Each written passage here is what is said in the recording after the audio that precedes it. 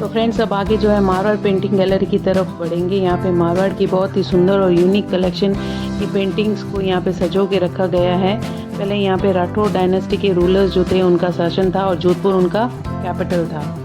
जो पेंटिंग्स होती थी तो उनको ये हाथों से बने हुए पेपर का इस्तेमाल किया जाता था। और ब्रश आप देख रहे हैं, बारीक बारीक ब्रशेज़ हैं और ये स्क्विरल की पूंछ से ये ब्रशेज़ जो हैं वो बनाए जाते थे। और ये सारे कलर्स हैं तो नेचुरल कलर्स का यूज़ लिया जाता था, जैसे वेजिटेबल्स है, मिनरल्स है, डाइज है, तो इनके कलर बनते थे। तो यहाँ पे आपको बहुत ही सुंदर सुंदर मिनिएचर पेंटिंग्स जो है वो नज़र आ जाएगी। और ये पहले राजा महाराजाओं के जो कमरे होते थे उनकी शोभा बढ़ाती थी और अब इनको जो है आम लोगों को देखने के लिए डिस्प्ले किया गया है। तो मारवाड़ के जो कलाकार थे वो मिनिएचर टेक्निक्स पर काम करते थे। मोटे पन्नों की कई परतें मिला के, मतलब हाथ से बने हुए पेपर जो होते थे उनको तैयार किया जाता था और उन पे पेंटिंग्स जो है वो बनाई जाती थी। और सारे नेचुरल कलर जो है उनका यूज़ लिया जाता था।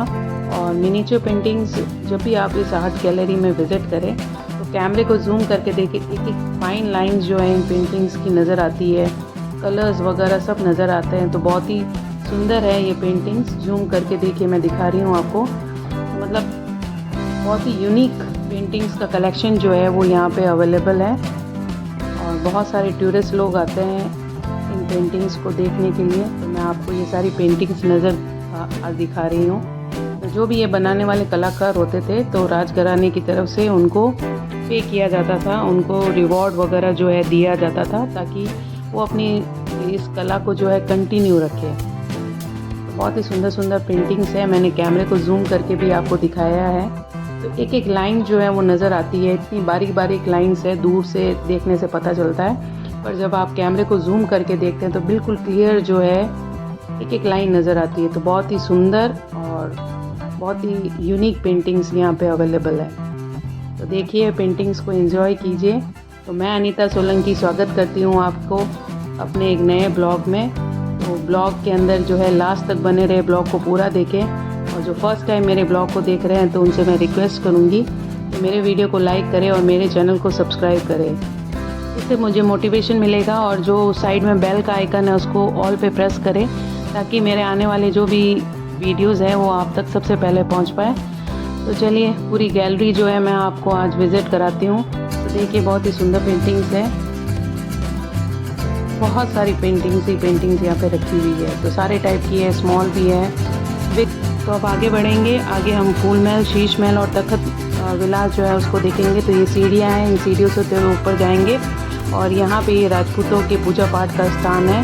उसके बाद में आपको सीलिंग कारपेट नज़र आ रहा है। तो ये सरकंडी की लकड़ी से बना हुआ है और कैनोपी है, ये भी अलग कपड़े की बुनाई करके इसको बनाया गया है। ये सारी चीज़ें हैंडमेड है।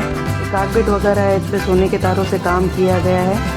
तो एक टेंट का प्रारूप है जो कि राजा महाराजा शिकार पे जाते थे तो अपने साथ में इन सारी चीज़ों को लेके जाते थे और महल में भी इनका यूज़ होता था। ये अंगरखा है, ये 18वीं शताब्दी की पोशाक है, राजा महाराजाओं के द्वारा इनको पहना जाता था।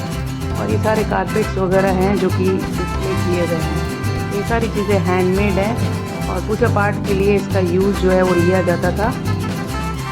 देखिए कितना सुंदर कारपेट जो है वो आपको नज़र आ रहा है। तो सोने के तारों से ये पूरा कारपेट बना हुआ है, महीन तारों का इस्तेमाल किया गया है, सारी चीज़ें हैंडमेड है। यहाँ पे अब आगे बढ़ेंगे। आगे ये शीश महल है और बीच में जो ये पोर्शन नज़र आ रहा है ये ऊपर से टूट के गिरा है। तो रोशनी के लिए यहाँ पे दिया लगाया जाता था और चारों तरफ इसके अंदर शीशे लगे हुए हैं। तो दिया जो है वो सारे कांच में नज़र आता था, तो इससे महल के अंदर रोशनी हो जाती थी, क्योंकि पुराने ज़माने में इलेक्ट्रिसिटी जो थी वो अवेलेबल नहीं थी। सारे अंगरखा है जो कि डिस्प्ले किए हुए हाथ से बने हुए सोने के तारों से। ये सारी पोशाकें हैं जो राजा महारानियों और राजकुमारों द्वारा पहनी जाती थी। ये देखिए, रानी की पोशाक पूरे सोने के तारों से जो है ये बनी हुई है। तो ये पूरा शीश महल है, इसको मिरर प्लेस बोला जाता है। और यहाँ पे जो है आपको देवी देवताओं की पिक्चर्स जो है वो नज़र आ जाएगी। राम है, कृष्ण है, गणेश है। तो ये पूजा का स्थान हुआ करता था। राजा और रानियाँ जो है यहाँ पे पूजा किया करती थी। अब यहाँ से आगे की तरफ चलेंगे तो ये फूल महल है और इस महल को बनाने के लिए अलग अलग शीशे जो हैं उनका यूज़ किया गया है और सोने की परत से इसको बनाया गया है। और बीच वाले भाग में राजा और उनके जो प्रमुख हुआ करते थे वो लेफ़्ट और राइट साइड में बैठा करते थे। यहाँ पे नृत्य का काम हुआ करता था। इसे महाराजा अभय सिंह ने 18 सेंचुरी के अंदर बनाया था और इसके अंदर 80 किलो गोल्ड का यूज़ किया गया था। और गाइड के अकॉर्डिंग इसको फूल पत्तियों से और राजकुमारों की जो पेंटिंग्स हैं उससे डेकोरेट किया गया है। सीपी का लेप जो है पत्थरों को सजाने के लिए किया जाता था और आज भी इनकी चमक जो है ऐसी की ऐसी बनी हुई है। और यहाँ से पूरा जोधपुर जो है वो नज़र आता है। तो ये पूरा किले का व्यू है। यहाँ से जसवंत थड़ा जो है वो भी नज़र आता है। तो ये व्यू मैं आपको दिखा रही हूँ किले का। तो यहाँ से अब आगे बढ़ेंगे और आगे के जो बचे हुए सेक्शंस हैं उनका भी विजिट करेंगे। ये देखिए जसवंत थड़ा नज़र आ रहा है और ये तो आगे जो है हम सस्यशाला की तरफ बढ़ेंगे। तो यहाँ पे जो है ये आपको भाले नज़र आ रहे हैं। तो महाराणा प्रताप जो थे घोड़े पे बैठ के इनका यूज़ किया करते थे। पेंटिंग्स वगैरह भी है साथ में जिससे पता चल सके कि वो किस तरह से इन सारी चीज़ों का यूज़ लेते थे। आगे ये सारी अलग अलग तरह की कुल्हाड़ियाँ जो है वो नज़र आ रही हैं। हत्थे जो है तलवारों के हैं तो इनके ऊपर भी सोने का महीन काम जो है वो देखा जा सकता है।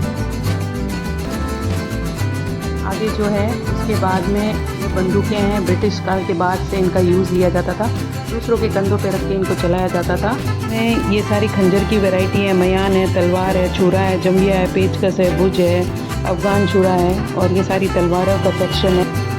उसके बाद में युद्ध में काम आने वाले सारे सामान हैं और ये मुग़ल तलवारें हैं। इनके ऊपर सोने का काम जो है और हाथी दांत का काम जो है वो किया हुआ है।